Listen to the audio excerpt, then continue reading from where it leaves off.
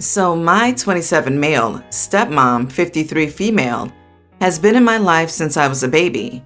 My mom dropped out of my life when I was 3 months old, and I've never met her. My dad, 51 male, started a business when I was 10. My stepmom would take care of me and my sibling when we got home from school, and then worked 6 to 8 hours a day for my dad's business. I would remember her going out to distribute marketing materials, driving out with him to trade shows, doing his accounting into the early hours of the morning, and filling in the blanks for employees who had either quit or were absent in some way. Basically, she worked close to full time, and she would only take $1 a year because she wanted my dad to put her would-be salary back into the business. When his business started turning a large profit around, when I was a teen, she worked more part-time, but still never took a salary. But I feel like what she added emotionally to my siblings and I was worth more than she could have been paid in a full-time skilled job, because my dad was distant and a difficult person. However, 2 years ago, they suddenly split up. My dad moved out, but then my stepmom still worked part-time for free, but was mostly staying at home. But my dad, we all thought, was also close to being semi-retired. At the end of their divorce, my stepmom got 50% of my dad's business. My dad is absolutely furious. He called the system unfair, said that this was a tax on his hard work that deters further innovation from him, and that my stepmom didn't build his business. She merely stepped back and allowed him to do so. Every time he comes over to my house or comes to events for any of his 3 kids, he's angry. His greatest hits of complaints include, "Your stepmom took herself out of the workforce, and that's her fault. What has she ever done to get free money?" The final straw was when yesterday, he complains that his girlfriend, 25 female, yells at him every day over the fact that my stepmom is basically a business partner now, and that if, quote, "I was able to work 70 hours a week 16 years ago, she should be able to do the same at Walmart for the next 20 years. I finally snapped and said that until he can bite his tongue about my stepmom, I didn't want him coming over anymore. I also told him that in my opinion, my stepmom deserves every penny she's getting, and if I were the judge, I would have given her all that and more. Am I the idiot for being fed up? Not the idiot at all. I'm glad you stood up for your stepmom and that she's a big part of your life. Dad is the type to use the sweat off your stepmom's back to ease his wheels. She built it for him and deserves it. Guys like this always spew the system is rigged, except you never heard the backstory. He will continue to dog her out because men like this are users and hate when the law upholds the rights of the women in their lives. Not the idiot. This lady not only looked after his children as a mother, but also worked at the company for essentially free. This is one of those times I'm glad the courts weighed so heavily in her favor against the entitled arrogance of your father. Kudos for having a spine and sticking up for her. They didn't even weigh heavily, in my opinion. You pay someone $1 a year for full-time work for over a decade? To me, that's half your business worthy. You have your spouse not only work, but also take care of your previous and current kids? Again, half your business. You do all that and spout crap? Solidifies it to me. Screw that guy. Not the idiot. Your entire post was explained right here. His girlfriend, 25 female. He and stepmom built up the business, and he got himself a trophy wife. And now he's mad that he couldn't just leave the stepmom high and dry. Real class act. She not only contributed to the business, but she also stayed home and raised his kids while he was working, which was presumably a joint decision. I'm sick of men thinking that women are the automatic parent. She deserves every cent. Also, seriously side-eyeing the fact that your dad's girlfriend is less than half his age and younger than one of his kids.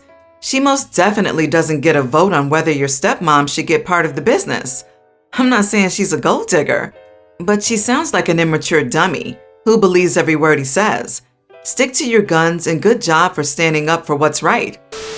I am a medical student.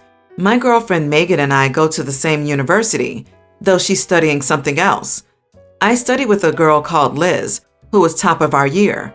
I can't even describe how talented she is.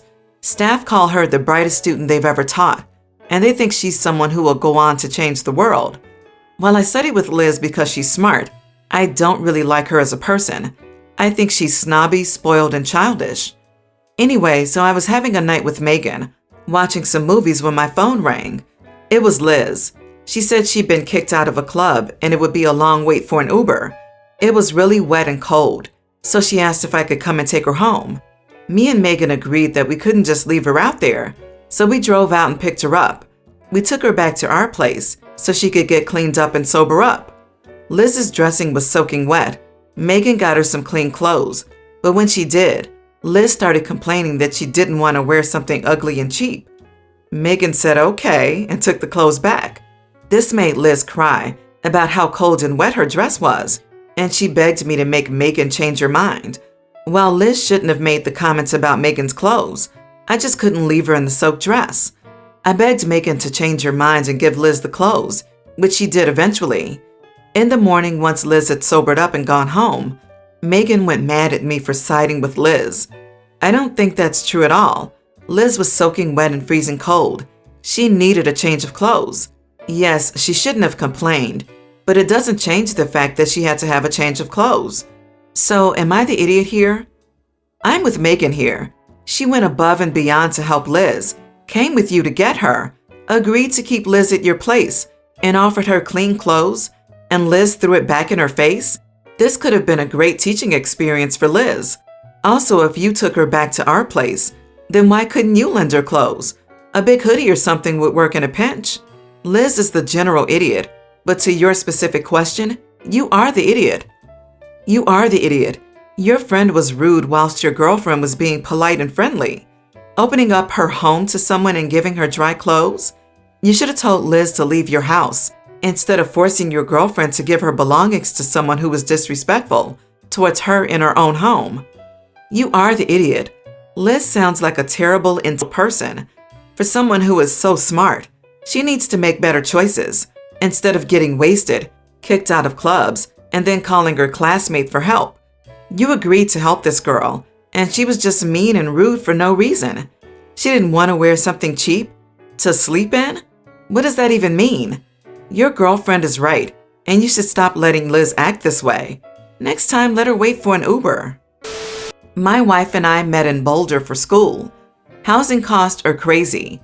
Actually being able to afford to buy is out of the question for us for a bit, but we are renting a pretty nice place and are happy for now. We spend the week working jobs we don't hate, then go hiking, biking, skiing, and camping. Mother-in-law hates that my wife moved out here and hates it even more that nothing she says or does convinces us to move back to be closer to family. To be blunt, there is nothing that could convince me to move to a place like Ohio and leave everything worth living for behind just to be near family. Last week it came to a head when we were on Zoom. I said that we were going on a snowshoe adventure in the mountains and stay in a friend's cabin for a few nights. I've been looking forward to it for weeks. She said, well, I wanted to let you guys know. There's a house up for sale nearby that I think you'd really like. She rambled on and on about all the features of the house, including its great location, and mentioned how they would even help us with the down payment. At this point, I was just fed up because nothing can get through to this woman. I said, Marlene, there is nothing you can do or say that would ever get us to move to Ohio. You need to get the fantasy out of your head. It's never going to happen.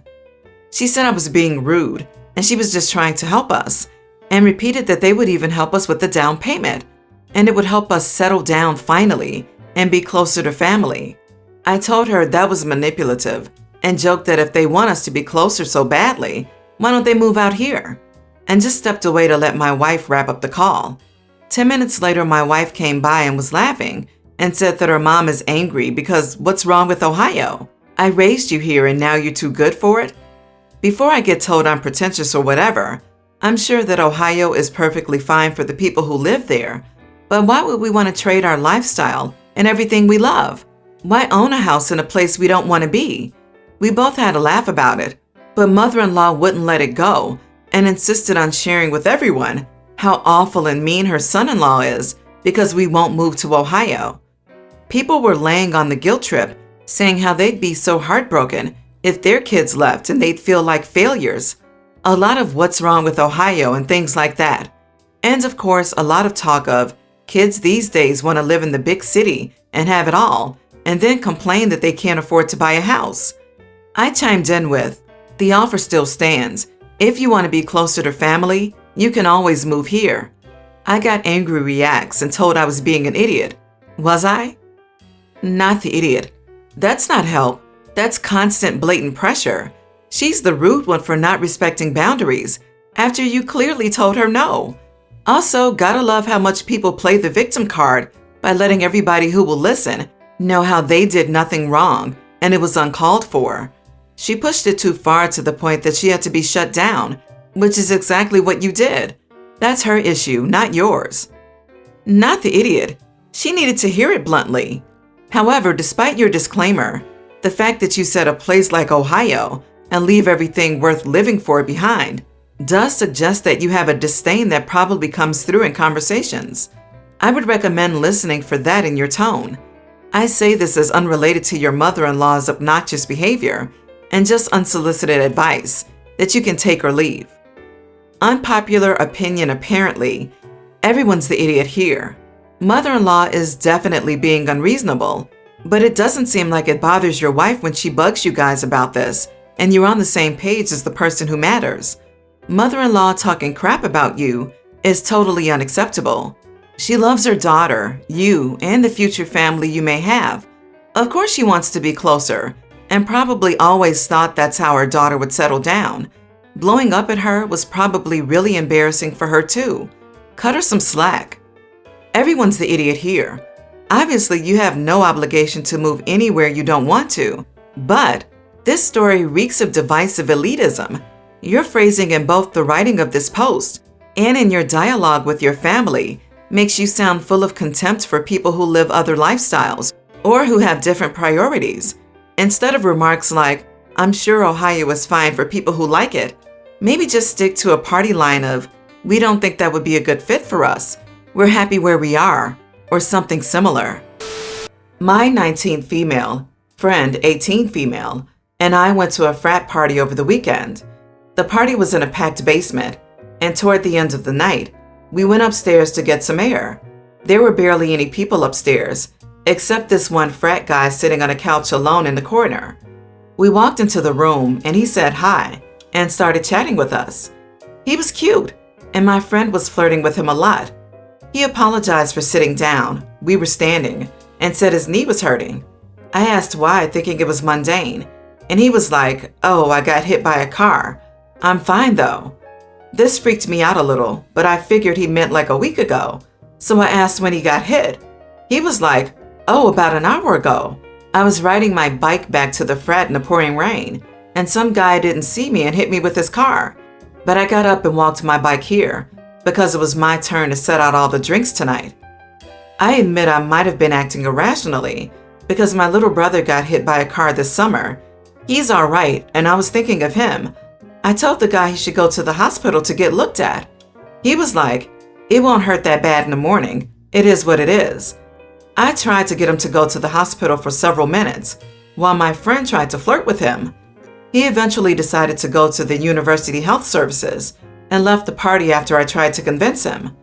My friend got angry with me because she said he was clearly fine and it wasn't a big deal, and my irrationality ruined her chance with a cute guy.